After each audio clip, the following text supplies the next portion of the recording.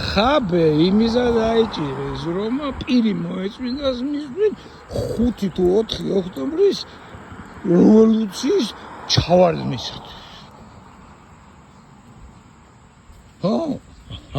რაუნე თქვენ.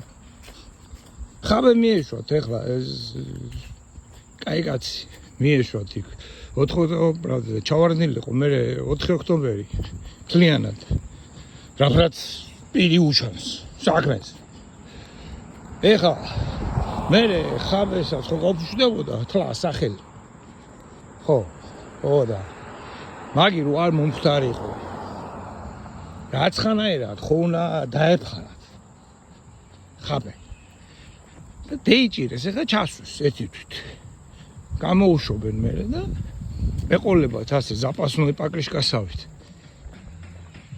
2028 წელს ხო კიდე უნდა იყოს საპარლამენტო არჩევნები და იმის წინ 1 წლით ადრე გამოუშვებენ ისევ და იწყება რაციონალური მოძრაობა და აჯანყება და ისა და ესა და ხალხი ისე მივიდა მიცემს ხოლმე ბიზნესს.